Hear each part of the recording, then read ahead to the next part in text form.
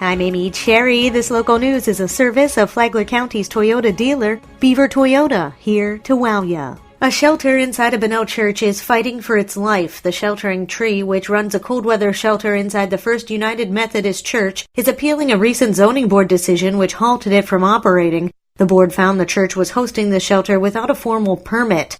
They also identified other safety violations. Residents of Bunnell like Kathy Hull, who owns Guys and Girls Hair Salon, doesn't like having her business across the street from the shelter. It's not the people who really need it. It's the drug addicts. It's the alcoholics. It's the people who don't want to work, who don't want to do anything. Penny Buckles, who lives nearby, spoke at the meeting and said she's had to call the police on the homeless. I have grandchildren here. I personally have been accosted by homeless people in my vehicle, standing in front of it, yelling and screaming at me directly in front of the church. Steve Wooden owns several properties in the area. I think they definitely have a good mission, but they have it in the wrong location. I have lost tenants because of homeless people down on Church Street. The tenant was there 3 months, and there was an issue with homeless people. She was out of town. They came in.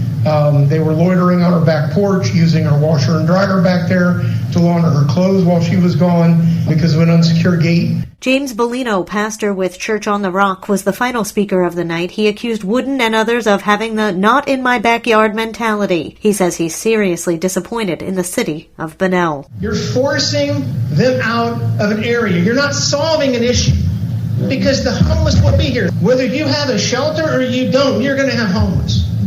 Your businesses are still going to be infected unless you do something to resolve the issue. Bellino accused Bunnell of kicking the can further down the road. The commissioners have sat there and said the same thing. Take them to Bunnell. Don't take them to Bunnell. We're going to take them to Daytona. They have the resources down there. You're following the lead of your commissioners from the county, and I'm disgusted. It's appalling that you guys would do that. He adds helping people is what government is supposed to do. The Bunnell City Commission will have the final say on the future of the shelter. This portion of Flagler's Morning News brought to you by the Daytona Beach International Airport, Sunwing Airlines nonstop to Toronto, and now nonstop service to New York City via American Airlines.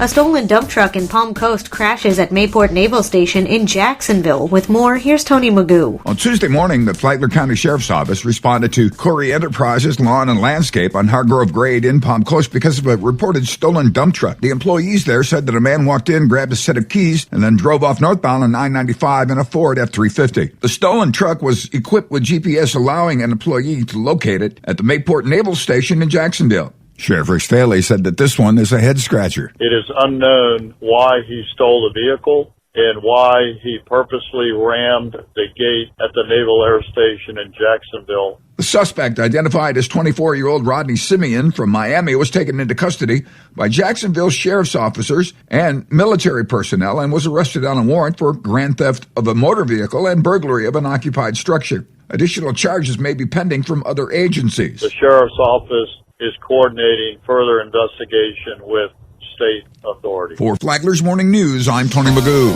The city of Palm Coast welcomes a group of students for their summer internship program. John Arking has the story. 17 college students have begun work as part of the city's 2019 summer internship program. They'll work on special projects within various departments in line with their field of study. The paid internships are full-time and may qualify for college credit with the student's respective college. The students, who are supervised by professionals who are guiding and mentoring them along the way, meet with the assistant city manager weekly to discuss their progress as well as share insight that they've gained about the city. Among the fields they're working in are innovation and economic growth, parks and recreation, finance, planning, fire, information technology, GIS, administration, communications and marketing, stormwater engineering, and utility engineering. Internships at the city have also led to full-time employment opportunities. Safety specialist Benjamin Kaoli interned in the summer of 2018 and now works at City Hall as a full-time employee. He says he treated the internship as if it was a real job and was given the ability to be creative, immersing himself completely.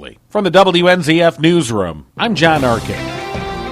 This may be Dance Month at the Flagler Auditorium, but its new executive director did not come from dance. I was never much of a dancer. I was actually trained in singing and vocal performance, actually, and then I became an educator and now a director. Amy Fulmer plays the guitar and the piano and has taught them for the past several years. She said it excites her to meet performers. Fulmer then introduces those performers to students and to the community. You can listen to the full interview on the Free for All Friday podcast, available on the Flagler Radio app. Download the Flagler Radio app today. Tomorrow, Fulmer talks about the upcoming Veterans Day salute. From the WNZF Newsroom, I'm Deb Albertson. And now you're up to date on Flagler's Morning News. I'm Amy Cherry.